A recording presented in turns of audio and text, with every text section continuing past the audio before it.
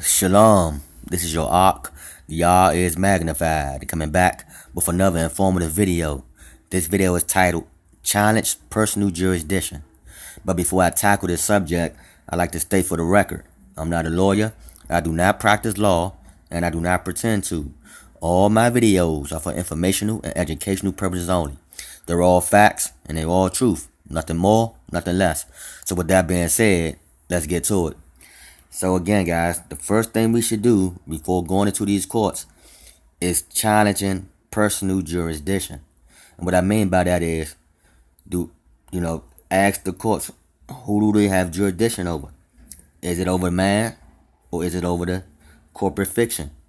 The straw man, the legal person, the estate, your transmitting utility, whatever it is. You want to put that out. That's the first thing you address when entering into these courts. Okay? It's on them to provide the burden of proof of personal jurisdiction. If you challenge personal jurisdiction, you guys will win. I can't express this enough. Challenge personal jurisdiction. But when you challenge it, you have to challenge it the right way, okay? Challenge it the right way. Don't just go in there thinking you're going to be able to speak some stuff to them and that's going to work. No, you got to challenge it the right way, man.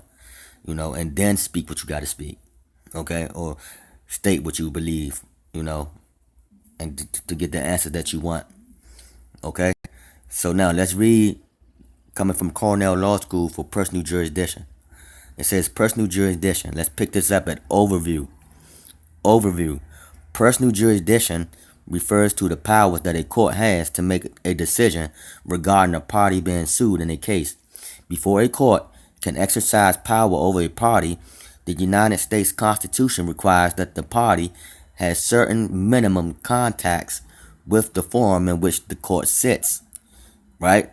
And that's the case law. But let's continue. It says, so if the plaintiff sues a defendant, that defendant can object to the suit by arguing that the court does not have personal jurisdiction over the defendant. Okay? So that's the first thing, I cannot stress that enough. Argue that, okay? But like I said, I can't give you all legal advice. I'm just giving you all truthful information, man. That's it. Just truthful information. Try to help as many brothers out as possible.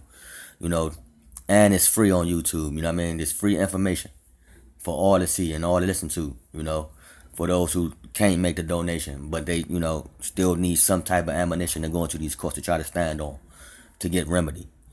But let's continue reading. It says, waiving personal jurisdiction. Personal jurisdiction can generally be waived. Contrast with the subject matter jurisdiction, which cannot be waived. So if the party being sued appears in a court without objection to the court's lack of personal jurisdiction over it, then the court will assume that the defendant is waiving any waiving any challenges to personal jurisdiction, and that's see rules of civil procedures, see federal rules of civil procedures, 12B 2. Okay, so now I'm basically stating that if you don't mention personal jurisdiction, the court automatically assume that you waived it, and once you waive it, then they can do what they want to you, and they can they can pursue however they want. They can automatically label you a debtor and force you to pay a debt. Because when most guys go into these courts, we go in these courts arguing the fact. There's no point in arguing at all. We don't go to court and argue. It's nothing to argue about. Argument is for debtors. Okay, we're not debtors going into these courts, man. But let's continue. It says, obtaining personal jurisdiction. Typically, for a court to have personal jurisdiction over a defendant, the plaintiff needs to serve the defendant in the state in which the court sits, and the defendant needs to voluntarily appear in court. Okay? So now, like I said, everything is voluntary. They need you to volunteer. They need you to cooperate with them to have personal jurisdiction over you. If you don't give them that personal jurisdiction over you, then they won't have no recourse to a court. With no recourse to a court, they can't move forward, man. They must dismiss the matter. Okay? But let's continue. It says Federal Rules of Civil Procedures, Rule 4K, describes whether a state court would have the authority to adjudicate a claim as it relates to personal jurisdiction. Okay? So now, again, I cannot stress this enough. The first thing you go in there and do is challenge personal jurisdiction. You know, you can challenge subject matter jurisdiction as well. But most courts have jurisdiction over the subject matter, and if they have jurisdiction over the subject matter, then that means that they bought the subject matter in a proper venue. So I wouldn't go in there and argue venue as well. You see what I mean? So your best bet for anybody going into these courts is to challenge personal jurisdiction. I cannot stress this enough, guys. You know, so this is gonna be a short video. I'm gonna play a little video of the Moorish American guy that was challenging jurisdiction. He basically was breaking the judge down, and she wasn't trying to address the matter. But you know, she must address the matter before they can move forward. You know, and if you have your paperwork in a row, your ducks lined up, everything going straight, you know, it's going to be very hard for them to prove personal jurisdiction. And if they can't prove personal jurisdiction, they got to dismiss this case. So with that being said, you all be blessed. You all need my help. Hit me up in my email at y'allismagnified@gmail.com. You know, I haven't made a video in a minute. I've been working, and I've been also under the weather. So, it's, you know, that's a stress part right there when you be working and under the weather. You know what I mean? But, hey, work don't stop over here. You know, we always working. Well, I'm always working since since I'm by myself. I'm always working and always thinking of better ways of, coming up with different remedies to attack this beast. So with that being said, though, you all be blessed, man. Enjoy y'all day. Enjoy y'all weekend. For all my Hebrew Israelite brothers, Happy New Year, So with that being said, Shalom.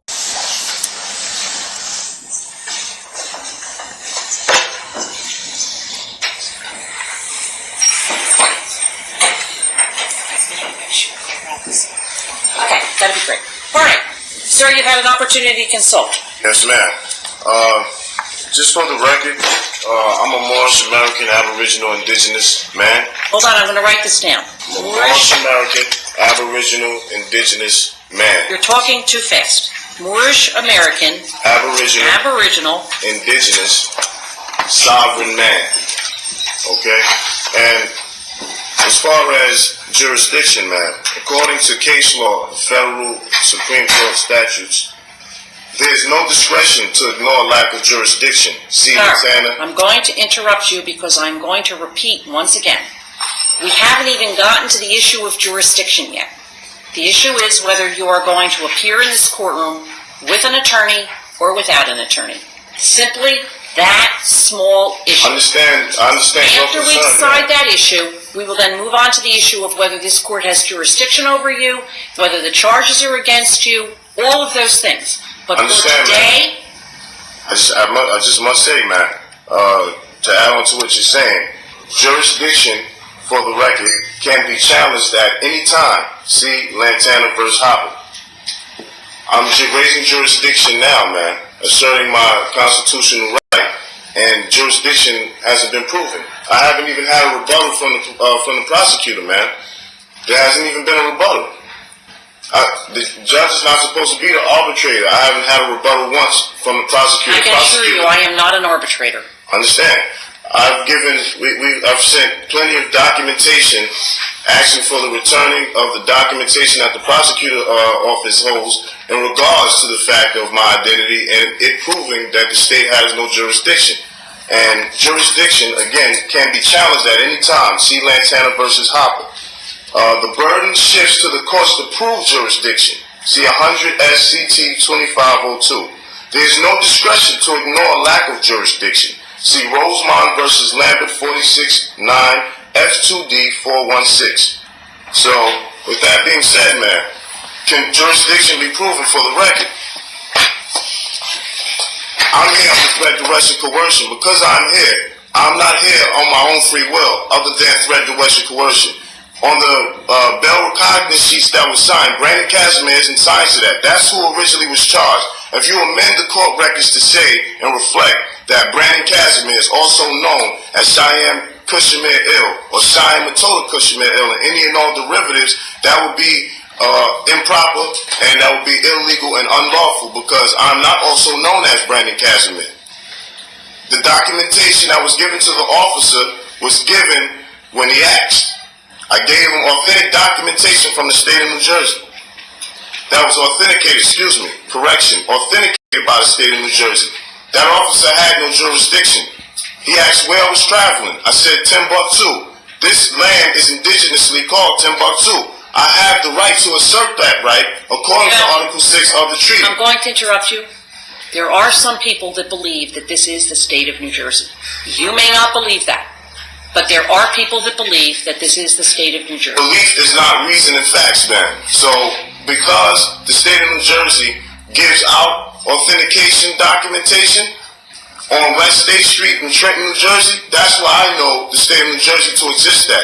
The state of New Jersey is not the soil of the land. So if anyone thinks that the state of New Jersey is the soil of the land, they are sadly mistaken. Well, I think that there are probably some people that believe that you are sadly mistaken, but that is not the issue today. If you wish to address the issues Of that I jurisdiction. have brought before no. My issue today is, are you going to appear with a lawyer or are you going to appear without a lawyer? That is the only issue I I am can't make addressing an today. appearance. I am not addressing the issue of jurisdiction. Excuse me, ma'am. According to the federal case law in the United States Constitution and the United States Supreme Court, And given that authority when the delegated to issue is raised properly before this court, I will being consider. raised at any time, ma'am. Excuse me a moment, please. There is a lot of talking going on in the courtroom that I can hear. If I can hear it, it is being recorded on our recording system. Two things. I don't think you want people on the recording system to know what you're saying. The second is you're interfering with me. If it continues, I will have to ask you to leave the court. Objection, ma'am. According to Canon 3, a judge to the court to every person who is legally interested in a proceeding or that person's lawyer full right to be heard according to law. Asking us to leave the room, man, is I'm not asking you to improper. leave the room at all. I'm asking people who are speaking so loudly that Well, they're because interfering with the proceedings. you asked me, am I going to proceed with attorneys? This is my society, and my greatest society exists beyond these walls. They have power of attorney, a written agreement, contractually. That's a constitutional right for us to be able Well, to enter what do into you want them agreement. to do? Who is it actually that holds the power of My attorney? entire council. This is my council. And what do you want them to do? In this Council. courtroom According today. to constitutional law. No.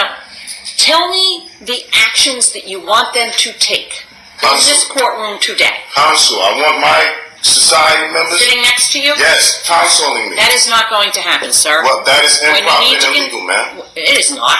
According And to when you Canon need to 3. consult with them, you simply tell me. You can step outside. We have a private conference room on the left-hand side. You can consult with them there. According They to are the not Code of going to sit at Judicial the council Conduct. table with you. According to the Code of Judicial Conduct, ma'am, that's not stipulated in Article 3. There are a lot of things that aren't stipulated in Article 3, including the fact that you and I need to consult with one another. We need to be polite to one another. That's Absolutely, not ma'am. there. Absolutely. So there are a lot of things that aren't there. I'm being polite as possible, ma'am. I'm not suggesting otherwise, sir. Okay? And just to add for the record, once more, Is this all for the jurisdiction- record? Yes, this is all Okay, for then the you let record. me know when you're finished putting it on the record, and then you and I will continue with our discussion.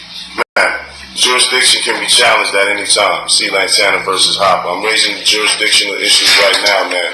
You're asking me to assert whether or not I will have an attorney at law be representing me. That is impossible, unlawful, and illegal, and that is against your constitutional oath if you force me to get an attorney at law. I've already asserted the fact that jurisdiction can be challenged at any time. Courts must prove on record all jurisdiction facts related to the jurisdiction asserted. We can't proceed until jurisdiction is proven. You finished? Yes, ma'am. Okay. The issue we are going to discuss today, and I'm going to repeat this for the I last move the time, court, ma'am, to dismiss this case for lack of jurisdiction. denied. You Jurisdiction want the can't be court, challenged at any time, ma'am. don't repeat yourself 4 times, please. I listen carefully, I write things down. If you wish to file that sort of an application with the court, it can be filed in writing has already been filed, ma'am. upon notice to everyone involved. The